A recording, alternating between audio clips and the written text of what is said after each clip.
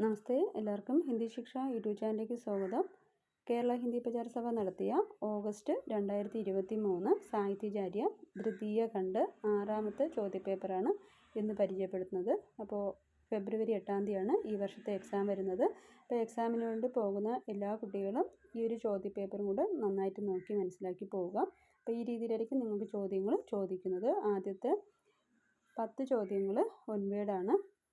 പിന്നെ വരുന്നത് ഇൻഹി 5 पर टिप्पणियाँ लिखिए. ഇവിടെ 8 എണ്ണം കൊടുത്തിട്ടുണ്ട്. രാമചരിതമാനസ് की प्रबंध कल्पना, जायसी की प्रेम भावना, कबीरदास की रहस्य भावना, अष्टजाप और वल्लभ संप्रदाय, विद्यापति और उनकी पदावली, सूरदास का वात्सल्य वर्णन, पद्मावत में रूपक तत्व, प्रयोगवादी की मूल प्रवृत्तियाँ.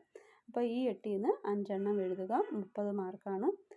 रोम लेटर 3 വരുന്നത് किन्हीं 3 विषयों पर निबंध, आदिकाल के प्रमुख परिस्थितियों पर प्रकाश डालिए, निर्गुण भक्ति काव्य की विशेषताएं बताते हुए कबीरदास का स्थान निर्धारित कीजिए, छायावादी की विशेषताओं पर प्रकाश डालकर प्रमुख कवियों का परिचय, भक्ति आंदोलन के उदय के प्रमुख सामाजिक, राजनैतिक और सांस्कृतिक कारण पर प्रकाश डालिए, हिंदी में आदिकालीन के प्रमुख कवियाँ एवं उनकी रचनाओं का परिचय, ആധുനിക ഗദ്യ സാഹിത്യ ഇതിഹാസ का വിസ്തൃത പരിചയം. അപ്പോൾ ഈ രീതിയിലാണ് എക്സാം ചോദിക്കുന്നത്. അപ്പോൾ 60 മാർക്കാണ് 3ാമത്തെ റോങ് ലെറ്റർ ചോദിച്ചിരിക്കുന്നത്.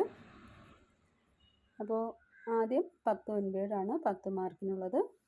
പിന്നെ വരുന്നത് 5 മാർക്ക് 5 എണ്ണം ടിപ്പണി എഴുതാനാണ്. പിന്നെ വരുന്നത് ഏതെങ്കിലും 3 എണ്ണത്തിൻ്റെ ആൻസർ എഴുതുക. 3 വിഷയം पर നിബന്ധ്, അത് 20 മാർക്ക്.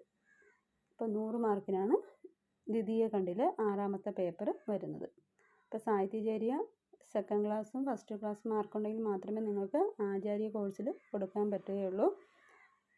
അപ്പോൾ സാഹിത്യചാര്യയും ആചാര്യയും ഉണ്ടെങ്കിൽ കേട്ടിട്ടും ഉണ്ടെങ്കിൽ നിങ്ങൾക്ക് ഹൈസ്കൂൾ ടീച്ചറിന് അപേക്ഷിക്കാൻ പറ്റും.